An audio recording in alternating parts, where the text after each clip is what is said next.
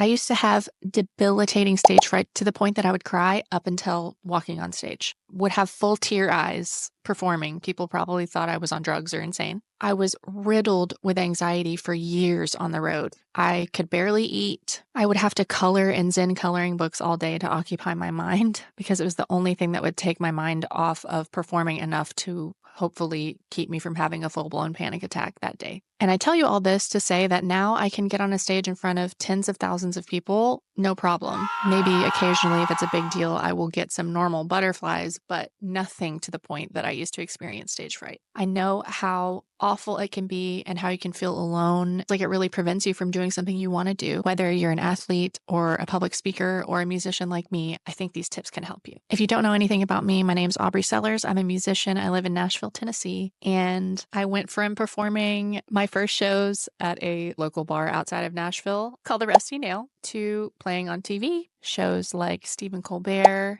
and Seth Meyers, and touring with artists like Chris Stapleton and Miranda Lambert, and now I'm currently on tour with Parker McCollum. When I was first starting, I was opening for some amazing artists, just me and an acoustic guitar and an electric guitar player. And though I loved all these artists, so many artists will tell you that they love performing and it's their favorite part of their job. So I felt a little bit alone in this experience. I didn't often come across people who experienced stage fright to the degree that I did. Besides your typical stage fright tips that you can Google and get, I felt like I didn't get much help in this department. There's a lot more underlying it than just a primal fear of being on stage, although that can obviously be part of it.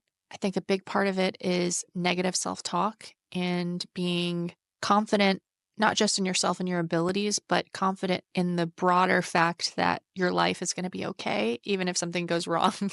I was anxiety prone in general. It wasn't just stage fright. Even if you just experience this going on stage, I think some of these extra tips can help in exploring this issue a little bit deeper than just the typical surface advice you might get when you Google tips to help with stage fright. So my first tip to overcome your stage fright is actually something I learned from a therapist that I had in LA.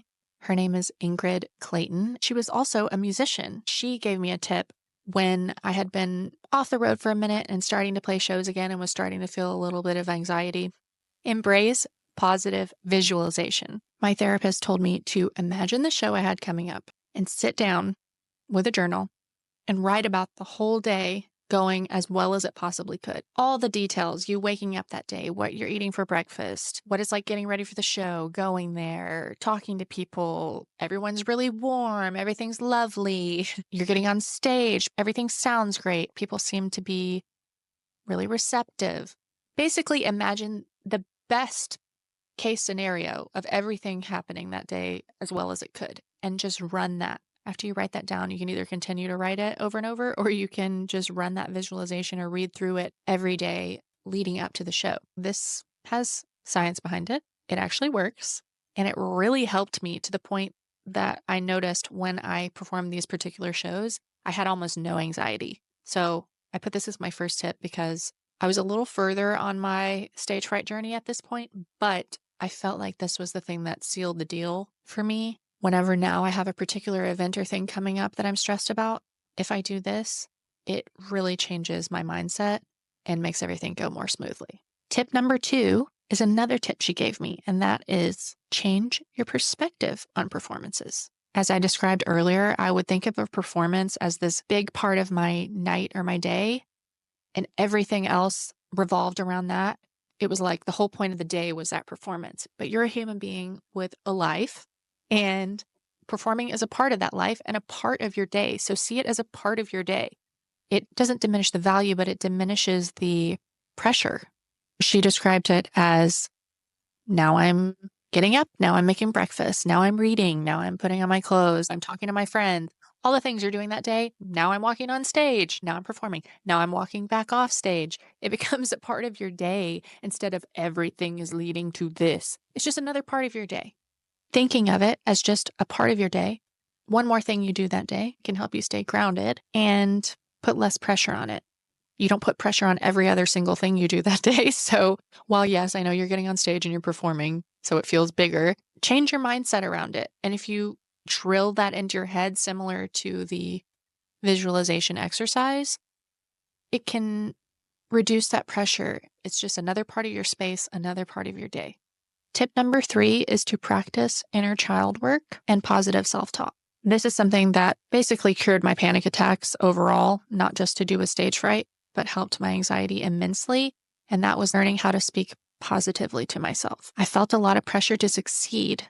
It made it really hard for me to do things lightly and not be afraid of failure. A lot of people say it's important to see failure as a learning process, but in my mind, no, at the time, not possible. And I had no idea until seeing a therapist who helped reflect this stuff back to me when she asked me some of my thought patterns, how harsh I was on myself about everything, even about my anxiety. I would talk to myself in my head constantly about, why are you so stressed all the time? Why can't you go do these things as normal people can do them? What's wrong with you? I would just constantly beat myself up about everything. Every show I performed, get off the stage and think I sounded horrible. I did horrible. It was really difficult to not only live through that, but know how to fix that. Because at the time I was thinking, yeah, I can see that I'm thinking negatively, but how do I fix it? Because I genuinely get off the stage thinking I didn't do a good job or whatever it is. A big part of that is just to start noticing when you're having those thoughts. And a huge exercise that helps with this is to visualize yourself as a child, whatever age you can see yourself as a child that you feel an affinity for or warmth for. Think of yourself as if this little child is standing right in front of you. And if they were saying the same things to you that you're saying to yourself, so let's say, I did a horrible job, what would you say to yourself? Actually, I think you did pretty well. And even if you did make some mistakes, you can learn from them and get better. Whatever you have to say to yourself that you would say to a child that is stressed and crying and panicking in front of you about a similar situation.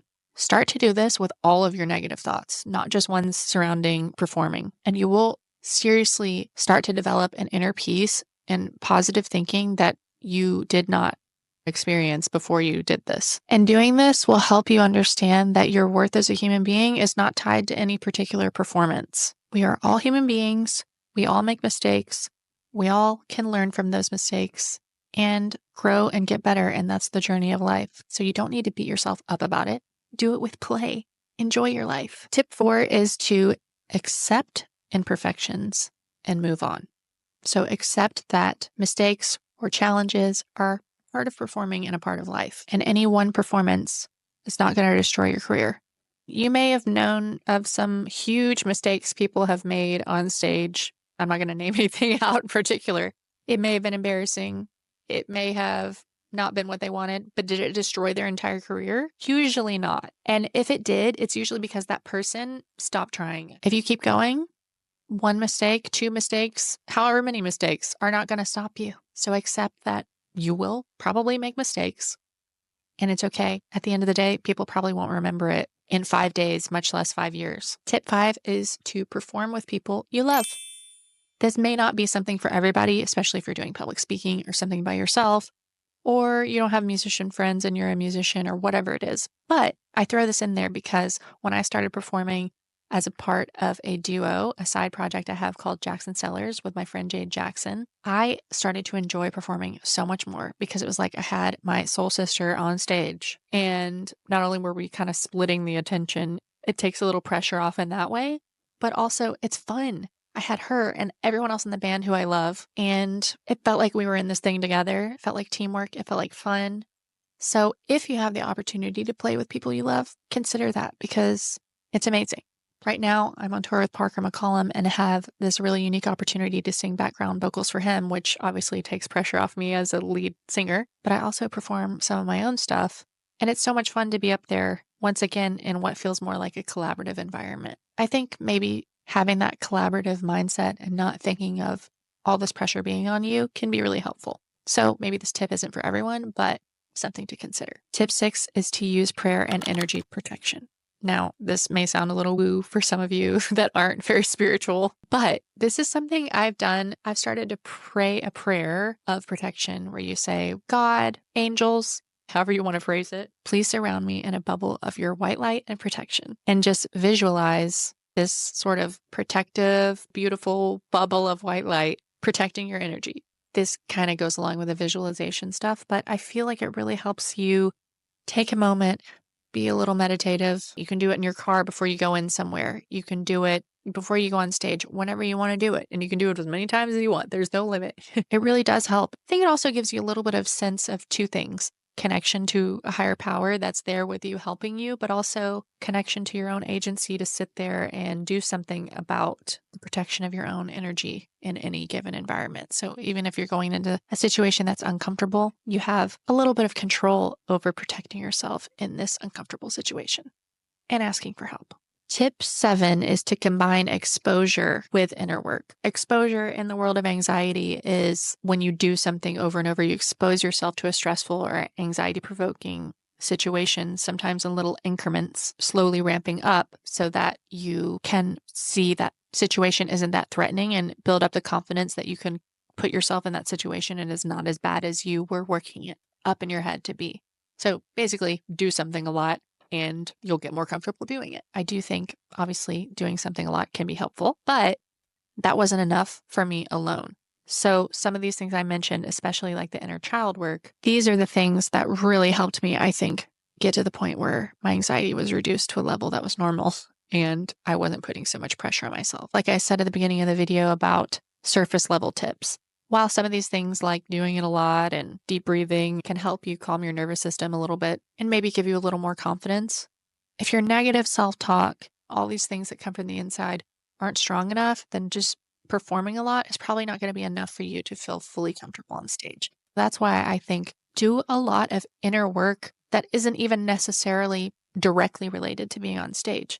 Do inner work on yourself in general, your self-confidence, what makes you happiest, protecting your energy levels and learning how much you can work or be in social environments without being drained, going to therapy, working on any issues you may have emotionally or relationally with other people. That inner glow and self-confidence you get from that inner work helps you when you have to do something like perform or speak in public or run a marathon. I don't know. I don't run marathons. So I hope these tips will help you like they helped me. Maybe something will spark for you and be the thing that helps you on your performing journey. If you've watched all the way to the end, thank you so much. I really appreciate it. This is my first YouTube video that isn't a music video. I really hope that you got something from it and you enjoyed watching it. And I'd love to make more of these videos. If you're interested, feel free to comment about subjects you're interested in learning about, or even anything I mentioned in this video that you want to hear more about. See you next time.